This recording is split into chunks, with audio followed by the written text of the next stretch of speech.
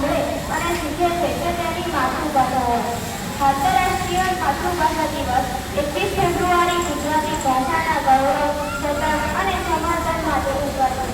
UNESCO દ્વારા સૌપ્રથમ 17 November 1999ના રોજ આ ઉજવણી જાહેરાત કરવામાં આવી હતી. સંયુક્ત રાષ્ટ્રએ સામાન્ય ભાષાએ 16 મે 2007ના રોજ સ્વીકાર્યું કે માતૃભાષા દિવસ એ વિશ્વના લોકો દ્વારા ઉપયોગમાં લેવાય આવતી તમામ ભાષાઓની જાળવણી અને સંરક્ષણને પ્રોત્સાહન આપવા વ્યાપક પગલાંનો એક ભાગ છે. આંતરરાષ્ટ્રીય માતૃભાષા દિવસની ઉજવણી કરવાનો મૂળ વિચાર બાંગ્લાદેશની પહેલ હતો. 21 ફેબ્રુઆરી એ બાંગ્લાદેશના લોકોને બાંગ્લા ભાષાને માન્યતા આપવા માટે આપેલી લડતની વર્ષાગાંઠ છે. તે ભારતના પશ્ચિમ બંગાળમાં